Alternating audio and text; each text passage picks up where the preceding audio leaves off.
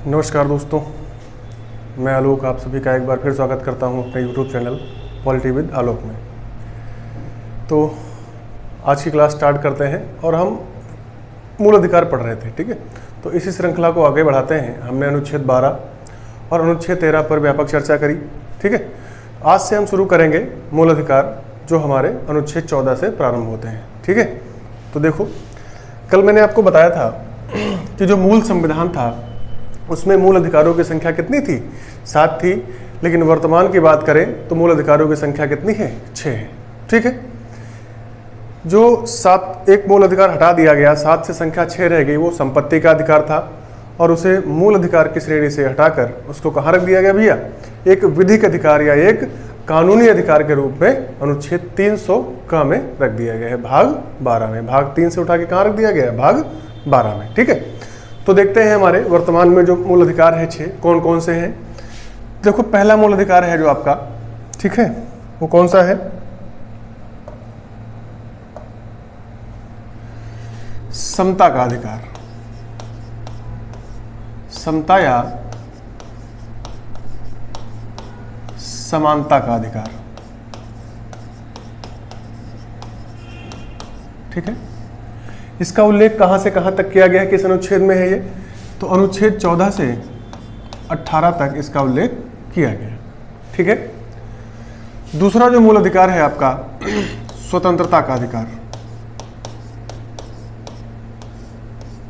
स्वतंत्रता का अधिकार, इसका उल्लेख किया गया है 19 से 22 तक, ठीक है। तो ये 2 हो गए। तीसरा कौन सा है भैया? शोषण के विरुद्ध अधिकार। शोषण के विरुद्ध अधिकार, इसके लिए 2 अनुच्छेद हैं, 23 और 24, ठीक है। तो ये हमारे 3 अधिकार हो गए। चौथा अधिकार कौन सा है? धार्मिक स्वतंत्रता का अधिकार। कौन सा भैया? धार्मिक स्वतंत्रता का अधिकार। इसके लिए अनुच्छेद है 25 से लेकर 28 तक, ठीक है। यानी इन अनुच्छेद के बीच में इसका पूरा विवरण दिया गया है। अगला है 5वां, शिक्षा एवं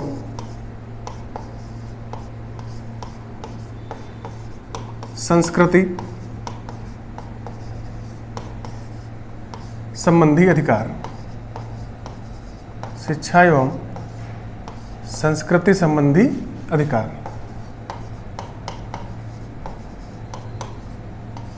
इसका उल्लेख भैया कहां से कहां तक है? तो 2 अनुच्छेद हैं, 29 और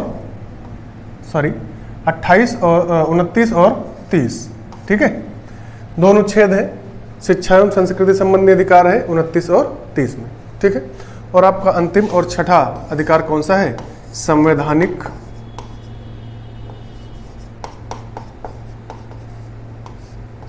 उपचारों का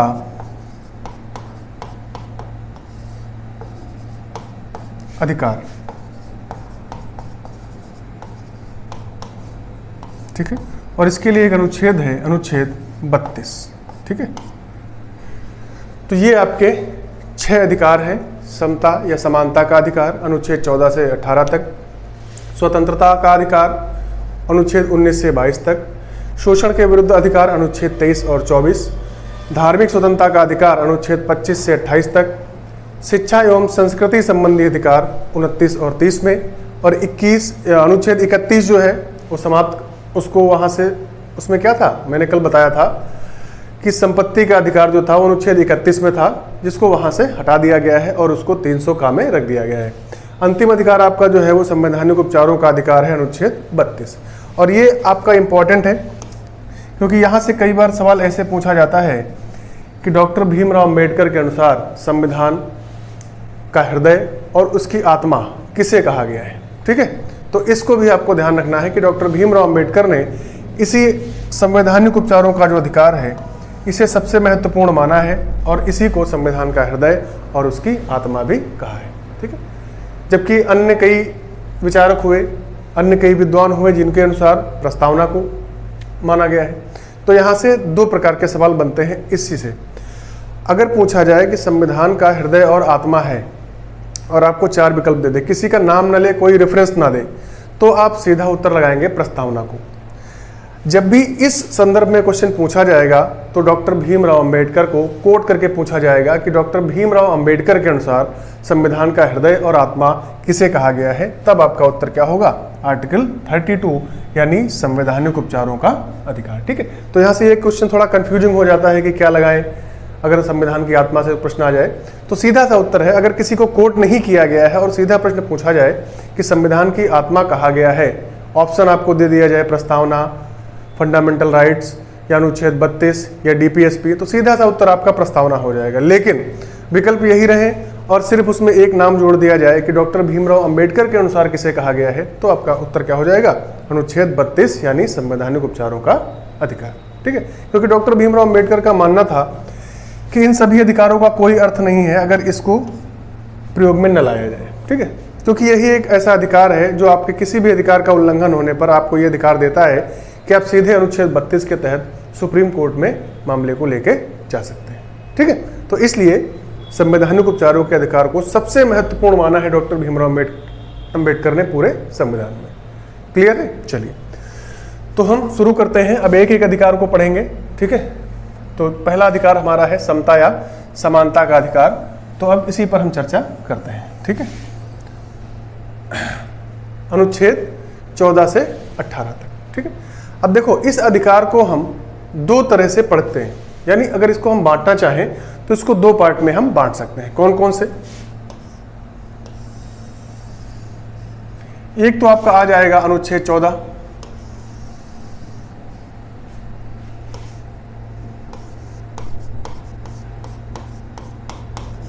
ठीक है, कि समता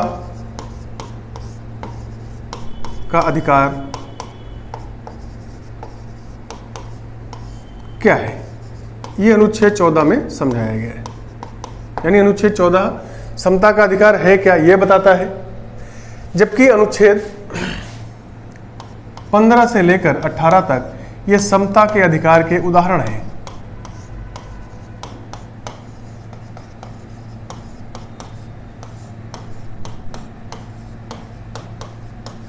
ठीक है, अब उदाहरण कैसे हैं, कैसे हम समता का प्रयोग करेंगे, इस बारे में इधर बताया गया है। समता है क्या वास्तविक, ये अनुच्छेद 14 में बताया गया है, और ये समता के अधिकार के उदाहरण के बारे में कहा गया है। ठीक है, तो हम एक एक अनुच्छेद को एनालाइज करेंगे और उसको पढ़ेंगे।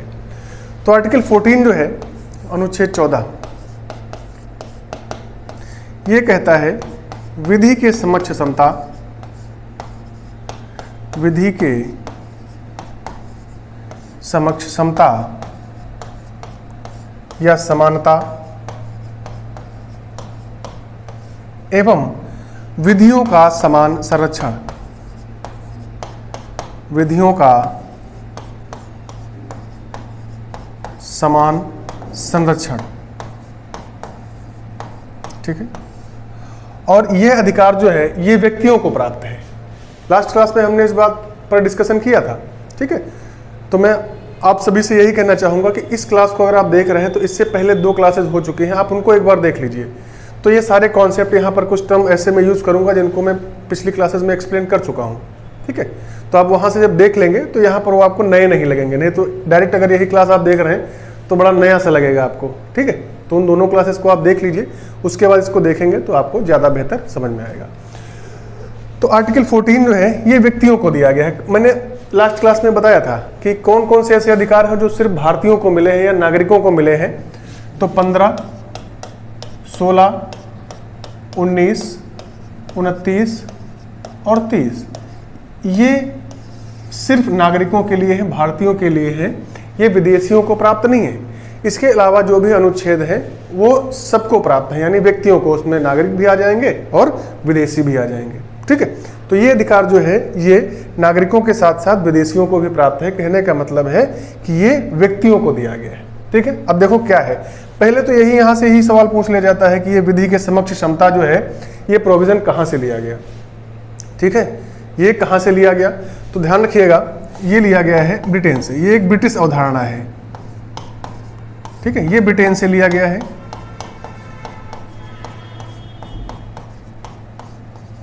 ठीक है, जबकि अगर विधियों के समान संरक्षण की बात करें, अभी मैं बात करूंगा कि ये है क्या, ठीक है। विधियों का समान संरक्षण, ये जो अवधारणा है ये एक अमेरिकी अवधारणा है, यानी अमेरिका से लिया गया है। ये प्रावधान अमेरिका से लिया गया है।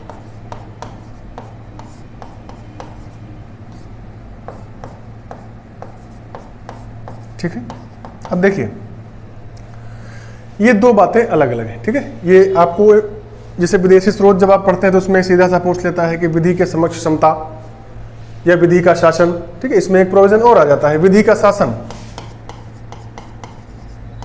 विधि, या इसको विधि नहीं समझ पा रहे हो तो इसको कानून लिख लो, कानून का राज है ना, विधि का शासन या कानून का राज।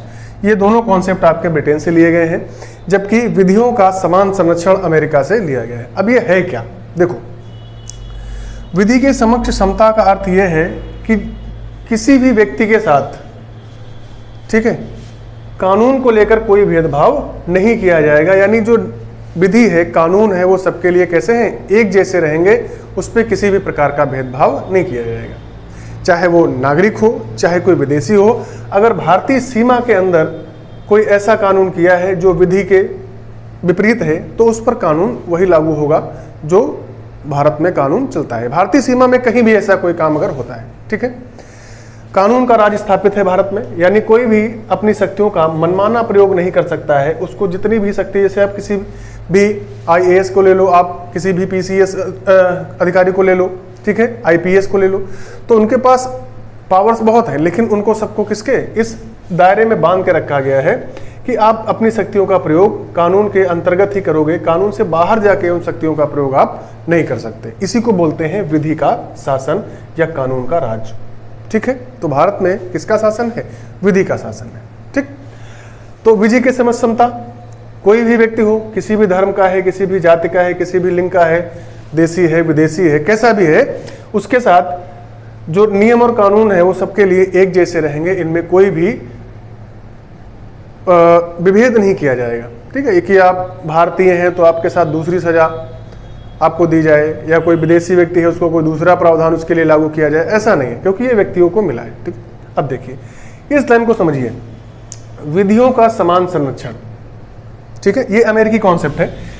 ठीक है, इसका मतलब ये है कि एक समान परिस्थिति में अगर परिस्थितियां एक समान हैं तो वहां पर जो विधि या नियम कानून लागू होंगे वो भी एक समान लागू होंगे। इस यही कॉन्सेप्ट है विधियों का समान संरक्षण, यानी एक जैसी परिस्थिति में जो नियम कानून लागू होंगे वो एक जैसे ही लागू होंगे। ठीक है, अब यहाँ भी किसी भी प्रकार का विभेद नहीं होगा कि कोई महिला है या पुरुष है या कोई भी किसी दूसरे धर्म का है, संप्रदाय का है, इससे कोई मतलब नहीं है। अगर परिस्थितियां एक जैसी हैं तो उन सब पर जो कानून होगा वो एक जैसा लागू होगा। इसी को बोलते हैं विधियों का समान संरक्षण। ठीक है, तो आई थिंक ये कॉन्सेप्ट आपको समझ में आया होगा कि समता का अधिकार अनुच्छेद 14 क्या कहता है? विधि के समक्ष समता, या ठीक है, दूसरा प्रावधान आपका विधियों का समान संरक्षण और विधि का शासन या कानून का राज। ठीक है, देखो विधि सब जगह थोड़ा कठिन लग रहा है तो विधि की जगह आप कानून का प्रयोग कर सकते हो। विधि का मतलब भी होता है क्या? कानून। ठीक, तो अनुच्छेद 14 में यही कॉन्सेप्ट था और सीधे सीधे यहाँ से प्रश्न पूछा जाता है, ज़्यादा डीप में इसको पढ़ने की आवश्यकता नहीं है। ठीक है, चलो, हाँ, विधि के समक्ष समता, इसका प्रतिपादन किसने किया था? तो A.V. डाइसी एक ब्रिटिश संविधान शास्त्री है। ठीक है, द लॉ ऑफ कॉन्स्टिट्यूशन उनकी एक बुक है, उसमें सबसे पहले इन्होंने इस की व्याख्या की थी कि विधि के समक्ष समता या विधि का शासन, इसकी व्याख्या सबसे पहले A.V. डाइसी ने अपनी पुस्तक में की थी।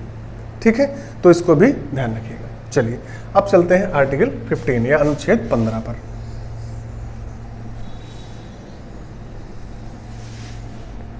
देखो अनुच्छेद 15 क्या है?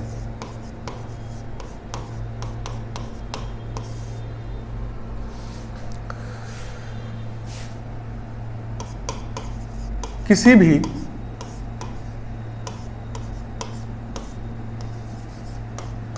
नागरिक, अब देखो मैंने एक शब्द यहां पर प्रयोग किया क्या? नागरिक। अभी 14 जब पढ़ रहे थे तो उसमें हम एक शब्द प्रयोग कर रहे थे व्यक्ति। तो यहाँ पर देखिए 15, 16, 29, 29 और 30 ये सिर्फ नागरिकों को ही प्राप्त है, ये विदेशियों को प्राप्त नहीं। ठीक है, अब देखो यहाँ पे किसी भी नागरिक के साथ राज्य, अब यहाँ पर मैंने राज्य शब्द प्रयोग किया, ये राज्य वही है आर्टिकल 12 वाला। ठीक है, तो इसीलिए अब इस राज्य को समझना है तो आपको पिछली वीडियो देखनी पड़ेगी, मैंने वहां पर इस राज्य को बहुत अच्छे से एक्सप्लेन किया हुआ है। ठीक है, तो किसी भी नागरिक के साथ राज्य, अब देखो यहाँ पर 5 आधार हैं। किसी भी नागरिक के साथ राज्य, उसके मूल वंश, जाति, धर्म, लिंग और जन्म स्थान। देखो 5 हो गए, मूल वंश, जाति, धर्म, लिंग और जन्म स्थान। इन आधारों पर किसी भी प्रकार का कोई भी विभेद नहीं किया जाएगा। कहने का मतलब है कि कोई भी अगर नागरिक है उसके साथ उसके मूल वंश, जाति, धर्म, लिंग या जन्म स्थान के आधार पर किसी भी सार्वजनिक स्थल पर कोई भी भेदभाव नहीं किया जाएगा। ठीक है, इसमें जोड़ सकते हो आप सार्वजनिक स्थल पर कोई भी भेदभाव नहीं किया जाएगा। क्लियर है? अच्छा, इसकी आवश्यकता क्यों पड़ी? तो आप देखो, जैसे जब अंग्रेज यहां पर शासन कर रहे थे तो वो क्या करते थे भाई, सार्वजनिक स्थल में आपका होटल आता है, होटल हो गया है ना, तालाब, कुआं, ठीक है, मतलब पब्लिक ट्रांसपोर्ट है, बस अड्डे, रेल, ट्रेन, रोडवेज, ये सारे इसमें आ जाते हैं सब। अब जब अंग्रेज यहाँ पर शासन करते थे तो उसमें होता क्या था, जिस रेस्टोरेंट में या जिस होटल में अंग्रेज खाना खा रहे हैं वहाँ पर भारतीयों को परमिशन नहीं थी। ठीक है, और ये भेदभाव अंग्रेजों से पहले से भी चला रहा है। ठीक है, आप लोग वैदिक काल या उत्तर वैदिक काल जब पढ़ेंगे तो वहाँ पर इसकी स्पष्ट व्याख्या की गई है कि कैसे भेदभाव होता था। ठीक है, तो जब संविधान का निर्माण हो रहा है तो अब भाई सीधी सी बात है, हम क्या पढ़ रहे हैं, समता का अधिकार पढ़ रहे हैं। अब समता के अधिकार में सबसे बड़ी बात तो यही है कि भाई किस किस प्रकार की समानता दी जाए। तो इस तरह से अगर भेदभाव होता रहेगा इन आधारों पर, ठीक है, जैसे कुछ मंदिर हैं वहाँ पर महिलाओं को जाने की परमिशन नहीं है, मंदिर भी सार्वजनिक स्थल में आता है। ठीक है, तो इन सब स्थान आधारों पर किसी भी प्रकार का भेदभाव ना हो, तो अनुच्छेद 15 में यह प्रावधान कर दिया गया कि किसी भी जो नागरिक है उसका वंश क्या है, उसकी जाति क्या है, धर्म क्या है, महिला है या पुरुष है, या उसका जन्म कहाँ कहीं भी हुआ है भारत में, किसी भी सार्वजनिक स्थल पर इन आधारों पर उसको नहीं रोका जाएगा जाने के लिए। ठीक है, इस बात को विशेष रूप से ध्यान रखना। और जो राज्य है वो ये प्रयास करेगा कि इन सबको बराबरी का अधिकार मिले। ठीक है, जैसे होटल हो गया, तालाब है, कुआं है, इन सब जगहों पर रोका नहीं जाएगा। ठीक, सबको बराबरी का अधिकार दिया जाएगा। लेकिन अब इसके देखो, अब इसमें एक क्लॉज जोड़ा गया 15(4). ठीक है, 15(4) है, उससे पहले इसमें कुछ प्रावधान किए गए जो इसके एक्सेप्शन माने जाते हैं। जैसे इसी आर्टिकल के तहत एक प्रावधान किया गया कि स्त्रियों और बच्चों के लिए विशेष प्रावधान कर सकता है राज्य। ठीक है, क्यों कर सकता है? क्योंकि उनको संवेदनशील वर्ग माना गया है। आप लोग ट्रैवल करते हो, मेट्रो में ट्रैवल करते हो, बस में ट्रैवल करते हो, तो उसमें देखते होगे कि लिखा होता है महिला सीट, महिला सीट, जबकि उस पूरी बस में और कहीं या मेट्रो में आप पुरुष सीट नहीं लिखा मिलेगा, महिला सीट मिलेगा। ऐसा क्यों है? क्योंकि महिला और जो बच्चे हैं इनको संवेदनशील वर्ग माना गया है। ठीक है, और आर्टिकल 15 ये अधिकार देता है राज्य को कि वो महिलाओं और बच्चों के लिए विशेष प्रावधान कर सकता है। ठीक है, और ये इसका एक्सेप्शन या अपवाद नहीं माना जाएगा, या ये इसका उल्लंघन नहीं माना जाएगा। ठीक है, इसलिए इसको भी आपको ध्यान रखना। ये पूछा गया है क्वेश्चन कि किस अनुच्छेद के तहत जो है स्त्रियों और बच्चों के लिए विशेष प्रावधान का उपबंध किया गया है, तो आर्टिकल 15 में ही इसका भी प्रोविजन यहाँ पर दिया गया है। ठीक है, इसको ध्यान रखिए। अब इसमें अनुच्छेद 15 में समय समय पर कई संशोधन हुए और कई चीजें जोड़ी गई। जैसे जो SC/ST हैं, SC/ST या शैक्षणिक और सामाजिक आधार पर जो पिछड़े लोग हैं, उनके लिए कुछ रिजर्वेशन की भी व्यवस्था की गई। कहाँ पर? जो शैक्षणिक संस्थान है उनमें। ठीक है, और वो भी सरकारी। लेकिन उसके बाद एक संशोधन करने के बाद इनको प्राइवेट में भी लागू कर दिया गया। तो अभी देखते हैं, आप जब एडमिशन के लिए आप जाते हो तो चाहे सरकारी कॉलेज हो या प्राइवेट कॉलेज हो, वहाँ पर सीटें रिजर्व कर दी जाती हैं, फिक्स कर दी जाती हैं SC ST और जो सामाजिक या शैक्षणिक रूप से पिछड़े हुए लोग हैं उनके लिए, ठीक है। और इसी क्रम में एक और इसमें क्लॉज जोड़ा गया अभी हाल ही में 2019 में 15/6, और EWS के लिए एक प्रोविजन कर दिया गया कि 10% रिजर्वेशन इनको भी दिया जाएगा, ठीक है। तो ये सारे, अब आप ये नहीं कह सकते कि ये इसका उल्लंघन कर रहा है, ठीक है, क्योंकि इसमें कहा गया है कि अगर कोई भी ऐसा वर्ग है जो सामाजिक रूप से या शैक्षिक रूप से पिछड़ा हुआ है तो उसके लिए राज्य विशेष प्रावधान कर सकता है, ठीक है। तो ये आपका आर्टिकल 15 है कि किसी भी नागरिक के साथ, और ध्यान रखिएगा ये नागरिक के लिए है, उसके मूल वंश, जाति, धर्म, लिंग या जन्म स्थान के आधार पर किसी भी प्रकार का कोई विभेद नहीं किया जाएगा, बराबर उसको समानता दी जाएगी, समता के अधिकार का पूरा पालन किया जाएगा, ठीक है। अब सार्वजनिक स्थल में आपके होटल आ जाते हैं, तालाब है, कुआं है, ठीक है। तो ऐसे बहुत से जो भी पब्लिक यूज़ की चीज़ें हैं वो सब सार्वजनिक स्थल में, जैसे स्नानागार है, ठीक है, सिनेमा घर है, ये सब, स्टेडियम है, किसी भी स्टेडियम में किसी को जाने से नहीं रोक सकते आप, ठीक है। तो इन सब चीज़ों को आपको ध्यान रखना है, यही आपका आर्टिकल 15 कहता है, ठीक है। तो 15 के बाद अगला आर्टिकल हमारा है आर्टिकल 16, ठीक है। देखो भाई, अनुच्छेद 16 में क्या है,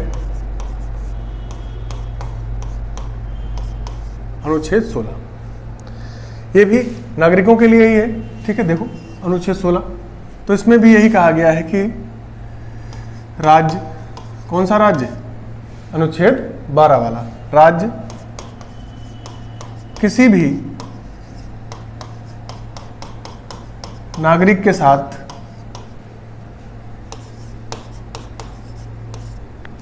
लोक नियोजन में, अब ये लोक नियोजन शब्द आपको थोड़ा कठिन लग रहा होगा, ठीक है। तो लोक नियोजन का मतलब होता है सरकारी नौकरी या सरकार की कोई ऐसी भी स्कीम जिससे पब्लिक वेलफेयर की बातें जुड़ी हों, ठीक है, वो सब इसी में आ जाता है। तो राज्य किसी भी नागरिक के साथ लोक नियोजन में उसके मूल वंश, धर्म, जाति, लिंग, जन्म स्थान, उद्भव और निवास स्थान आदि आधारों पर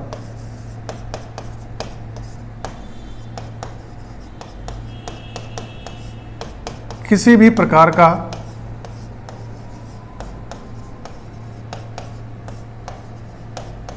भेदभाव नहीं करेगा,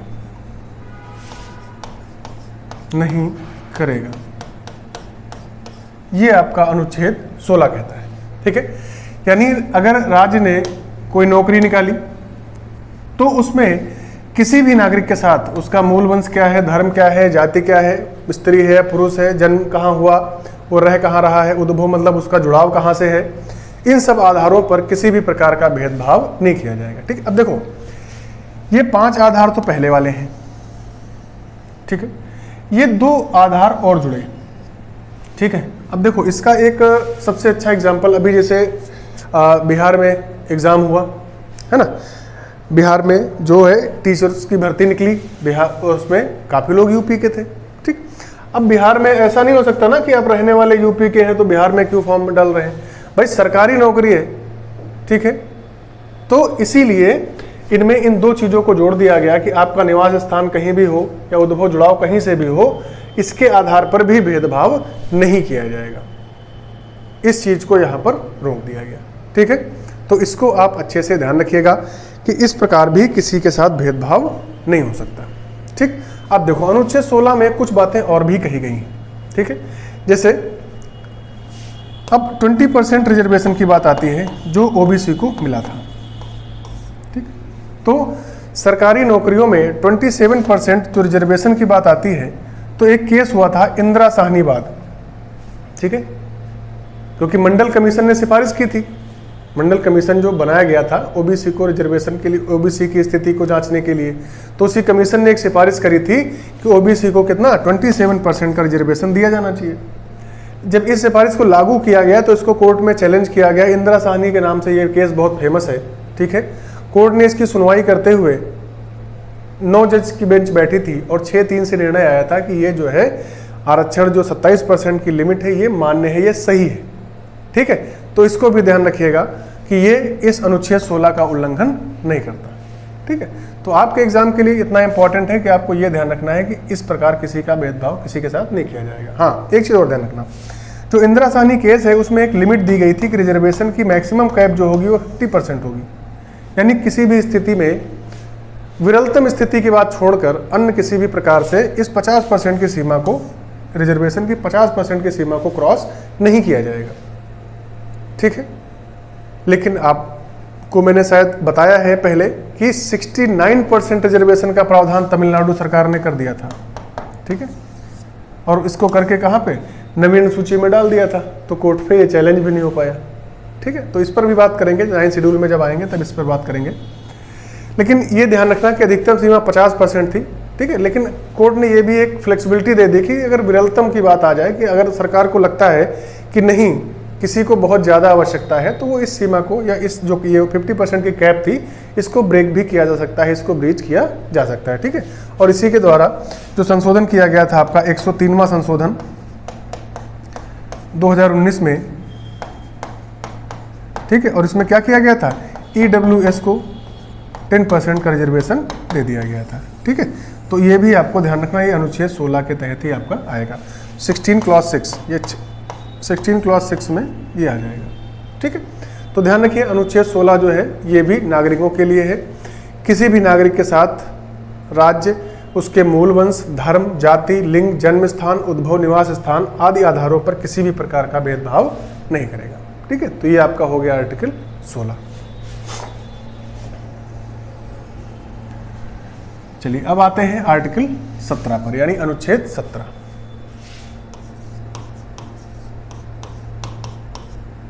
देखो भाई 17 में क्या है, तो अनुच्छेद 17 भी एक प्रकार से समाज में समानता स्थापित करने का ही एक प्रयास है। इसमें जो प्रावधान किया गया है वो है अस्पृश्यता का अंत, ठीक, अस्पृश्यता का अंत, ठीक है।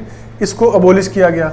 जब संविधान का निर्माण हो रहा था तब ऐसी बहुत सी जगह थी जहां पर छुआछूत, जैसे अब अस्पृश्यता का मतलब क्या होता है, छुआछूत।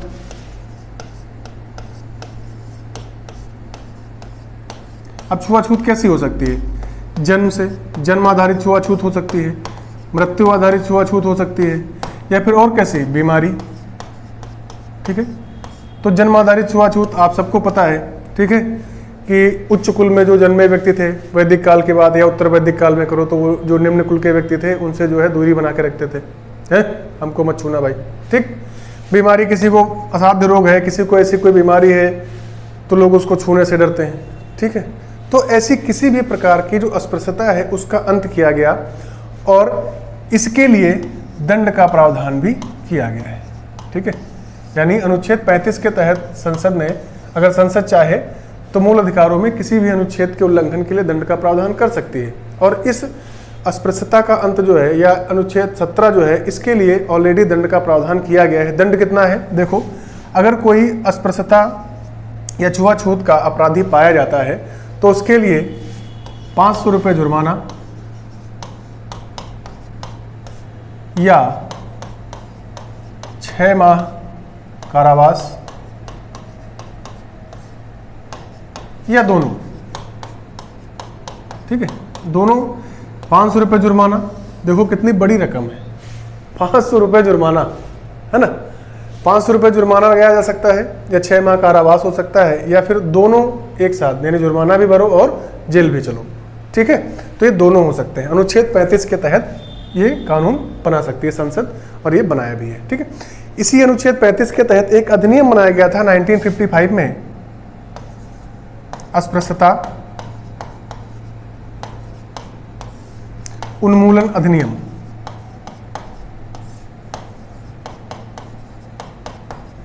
ठीक है, 1955 में इसको बनाया गया था। ठीक है, इसका भी उद्देश्य यही था कि जो अस्पृश्यता या छुआछूत हमारे समाज में व्याप्त है, ये सब खत्म की जाए और सबको समान या एक नज़र से देखा जाए। क्योंकि हम क्या पढ़ रहे हैं, समानता का अधिकार, तो समानता लाने के जितने भी तरीके थे, कैसे कैसे समाज में समानता आ सकती है, उन सभी पहलुओं पर विचार किया गया और जो आवश्यक लगा उसको संविधान में जगह दे दी गई। ठीक है, हाँ अभी इसको ध्यान रखिए, इसका नाम बदल दिया गया है 1976 में, इसका नाम बदलकर सिविल अधिकार संरक्षण अधिनियम कर दिया गया है। ठीक है, इसको ध्यान रखिएगा, सिविल अधिकार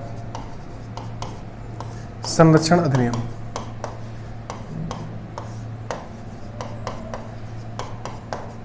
ठीक है, इसके नाम में परिवर्तन किया गया है, बाकी फॉर्मेशन वही है। अस्पृश्यता उन्मूलन अधिनियम जो 1955 में बना था, उसी का नाम बदलकर 1976 में सिविल अधिकार संरक्षण अधिनियम कर दिया गया। ठीक है, बाकी कोई परिवर्तन नहीं है। तो आई थिंक ये भी आपको समझ में आ गया होगा। और इस समानता के अधिकार का एक अंतिम अनुच्छेद और बचा है, उसको भी देख लेते हैं।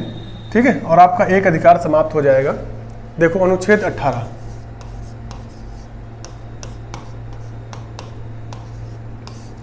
इसमें कहा गया है उपाधियों का अंत, उपाधियों का अंत। ठीक है, अब देखो पहली चीज तो ये है, जैसे जो अदर आर्टिकल्स हैं, अन्य अनुच्छेद हैं, वो क्या है, सब आदेशात्मक है। लेकिन अगर इसकी बात करें तो ये आदेशात्मक ना होकर निर्देशात्मक है। अब इसका मतलब क्या हुआ, यानी अगर इसका उल्लंघन होता भी है तो इसका उल्लंघन जो है दंडनीय नहीं है। हालांकि अगर अभी मैंने आपको बताया कि अगर संसद चाहे तो आर्टिकल 35 अनुच्छेद 35 का प्रयोग करते हुए कानून बना सकती है। ठीक है, और दंड का प्रावधान कर सकती है। लेकिन फिलहाल अभी ऐसा कुछ प्रावधान किया नहीं गया है, बस ये निर्देश दिया गया है कि भैया ये उपाधि आप किसी भी प्रकार की ग्रहण नहीं करेंगे। ठीक है, तो इसमें क्या क्या है देखो, इसमें 2-3 बातें आपको ध्यान रखनी है। यहाँ से सवाल कई बार पूछा जाता है। अनुच्छेद 17 और 18 जो सबसे ज़्यादा पूछे जाने वाले आर्टिकल हैं फंडामेंटल राइट से, कभी भी अगर क्वेश्चन आएगा तो 17-18 बहुत ज़्यादा पूछा जाता है। ठीक है, उपाधियों का अंत का इसमें क्या प्रावधान किया गया है, पहला पॉइंट ये है कि राज्य, अब देखो फिर से राज्य आ गया। ठीक, कौन सा राज्य, अनुच्छेद 12 वाला। तो राज्य किसी भी व्यक्ति को, अब देखो मैंने शब्द क्या प्रयोग किया, व्यक्ति, यानी ये विदेशियों के लिए भी है और जो भारतीय नागरिक हैं उनके लिए भी है। यानी राज्य किसी भी व्यक्ति को किसी भी प्रकार की कोई भी उपाधि प्रदान नहीं करेगा। ठीक है, ध्यान रखिए, राज्य को रोका गया है कि वो किसी भी व्यक्ति को किसी भी प्रकार की कोई उपाधि प्रदान नहीं करेगा। पहली चीज हो गई। दूसरी चीज ये आती है कि फिर ऐसा क्यों किया गया। ठीक है, तो आप जब देखेंगे, थोड़ा पीछे जाइए, तो अंग्रेज क्या करते थे, किसी को राय की उपाधि दे दी, किसी को सर की उपाधि दे दी, किसी को नाइटहुड की उपाधि दे दी, किसी को दीवान की उपाधि दे दी। ठीक है, तो ऐसी बहुत सी उपाधियां वो देते। अब उपाधि जो देते थे तो ऐसा तो है नहीं कि वो सब अपनी मेहनत से उपाधि प्राप्त करते थे, चापलूसी करके अंग्रेजों की, और उपाधियां उनको मिल जाती थी। ठीक है, तो अब जब किसी को उपाधि कोई मिल जाती है तो वो समाज में समानता का जो अर्थ होता है उससे वो फिर अलग हो जाता है। अगर कोई स्पेशल व्यक्ति किसी उपाधि को धारण करने वाला आ रहा है, जैसे कहे दीवान जी आ रहे हैं या राय साहब आ रहे हैं, जो पहले होता था, तो क्या होता था कि एक ऊंच नीच का भाव आता था कि ये हमसे ऊपर है और हमसे, तो समानता नहीं होती थी। समानता जो है, जो असल मायने में समानता है, उसका फिर वहाँ पर जो प्रयोग या उसका वहाँ पर कोई भी भाव नहीं दिखता था। तो इसको समाप्त करने के लिए संविधान में इसका प्रोविजन किया गया कि अब किसी भी प्रकार की ऐसी कोई भी उपाधि ना तो राज्य किसी को प्रदान करेगा और ना ही कोई व्यक्ति धारण करेगा। ठीक है, जैसे राजा है, महाराजा है, महाराजाधिराज है। ठीक है, तो ऐसी उपाधियां, ये सब इनको समाप्त कर दिया गया और सबको एक समान बता दिया गया कि समाज में जो भारतीय समाज है इसमें सब लोग कैसे हैं, एक समान। ठीक है, तो इसमें पहली चीज तो यही है कि राज्य किसी भी व्यक्ति को किसी भी प्रकार की उपाधि नहीं प्रदान करेगा। ठीक है, और ना ही कोई व्यक्ति किसी भी प्रकार की उपाधि को धारण करेगा। ठीक, दूसरी चीज, विदेश से अगर कोई उपाधि किसी भी व्यक्ति को मिल रही है तो वो उपाधि भी वो व्यक्ति नहीं लेगा। हाँ, अब यहाँ पर देखो, उपाधि और पुरस्कार या सम्मान में थोड़ा अंतर करना। उपाधि नहीं ले सकता, लेकिन अगर पुरस्कार और सम्मान किसी दूसरे देश से उसको मिल रहा है तो वो ले सकता है, लेकिन उसके लिए भी एक शर्त लगा दी गई कि राष्ट्रपति की परमिशन लेनी पड़ेगी। यानी अगर आप किसी भी देश से कोई पुरस्कार ग्रहण कर रहे हैं या कोई सम्मान ले रहे हैं, ठीक है, तो उसके लिए आपको राष्ट्रपति की अनुमति लेना अनिवार्य है। ठीक है। एक छूट इसमें दे दी गई कि अगर कोई भी व्यक्ति चाहे तो वो विद्या और सेना संबंधी उपाधियों को धारण कर सकता है। इसको ध्यान रखिए, बस यही से आपका सवाल बनेगा। विद्या एवं सेना संबंधी उपाधियों को धारण कर सकता है। ठीक, ऐसा क्यों किया गया? देखो, अब इसमें जैसे किसी ने पीएचडी कर ली, ठीक है, अब किसी ने पीएचडी अगर की तो उसने अपनी मेहनत से की, ये उसको किसी ने दी नहीं, ये उसने अर्जित की। तो अच्छा, सेना में अगर आप एक सैनिक के पद पे भर्ती हुए फिर आप कर्नल तक गए, तो ये कर्नल तक की उपाधि आपने अर्जित की, आपको किसी ने दी नहीं, किसी की चापलूसी करके आपको नहीं मिली, ये आपने अपनी मेहनत से अर्जित की। ठीक है, तो ऐसी उपाधियां धारण करने की परमिशन देता है आर्टिकल 18। जैसे आपने पीएचडी कर ली तो आप अपने नाम के आगे क्या लगाएंगे? डॉक्टर लगाएंगे, भाई डॉक्टर साहब। एमबीबीएस कर लिया, डॉक्टर, है ना। अब जो सेना संबंधी उपाधियां हैं ये भी मेहनत से मिलती हैं, तो इसलिए विद्या, अच्छा, सेना से संबंधित उपाधियां लगाने का एक तर्क और है कि इससे सेना का क्या होगा? मनोबल बढ़ेगा। भाई कहीं भी अगर समाज में जाएंगे तो कौन आया है? कर्नल। ठीक है, यहाँ तक कि अगर ये रिटायर भी हो जाते हैं तो देखो, आपने लोगों के घर पे नेम प्लेट देखी होगी, कर्नल के बाद ऐसे लिखा होता है री, है ना, यानी कर्नल थे, रिटायर हो गए। अगर इनकी मृत्यु भी हो जाती है तब भी ये टाइटल इनके साथ चलता है, क्या होता है? कर्नल, और ब्रैकेट में लिखते हैं स्व, है ना। इससे क्या होता है? इन लोगों का सम्मान बढ़ता है, इन लोगों को एक हौसला मिलता है कि हाँ, हम अगर कुछ अचीव करेंगे तो जीवन पर्यंत और मेरे जीवन के बाद भी मेरे साथ रहेगा। इसलिए विद्या और सेना संबंधी उपाधियों को लगाने की परमिशन दे दी गई। ठीक है, अब एक विवाद का विषय यहां पर और आया। आपको पता है भारत रत्न या पद्म पुरस्कारों की शुरुआत 1954 में की गई। अब जब इन पुरस्कारों की शुरुआत की गई तो यहां पर एक प्रश्न ये उठा कि अनुच्छेद 18 का उल्लंघन तो नहीं है? ये जो आपको पुरस्कार, जैसे किसी को भारत रत्न दिया गया, पद्म विभूषण दिया गया, पद्म भूषण दिया गया, पद्मश्री दिया गया, तो क्या वो इसका उल्लंघन है? तो सुप्रीम कोर्ट में जब मामला सुन रहा था, सुप्रीम कोर्ट 1996 का एक मामला था, ठीक है, बालाजी राघवन का, तो उसमें सुप्रीम कोर्ट ने डायरेक्शन दिया था कि नहीं, ये जो भारत रत्न है, ठीक है, देखो मैं यहां पर लिख रहा हूं इसको, भारत रत्न, पद्म विभूषण,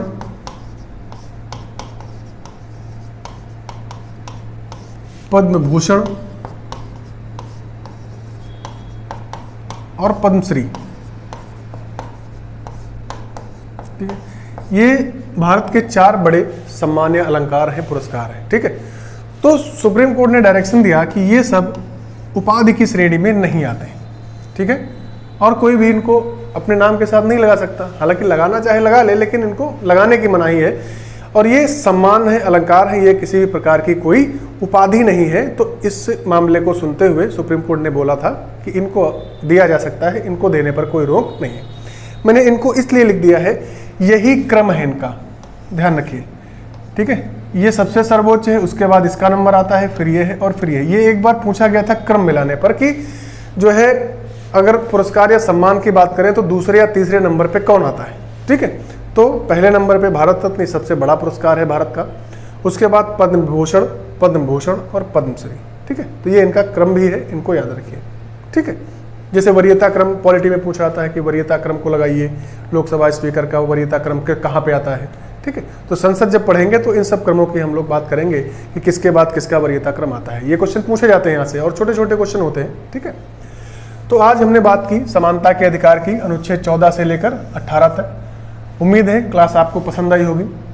अगर पसंद आई तो इसको लाइक करिए, शेयर करिए, सब्सक्राइब करिए, और इसी वीडियो के डिस्क्रिप्शन में टेलीग्राम चैनल का लिंक है, आप उस पर जाके हमारा टेलीग्राम चैनल भी ज्वाइन कर सकते हैं। जो अपडेट्स होंगी वो आपको उस चैनल के माध्यम से भी मिल जाएंगी। ठीक है, बहुत बहुत धन्यवाद। जय हिंद।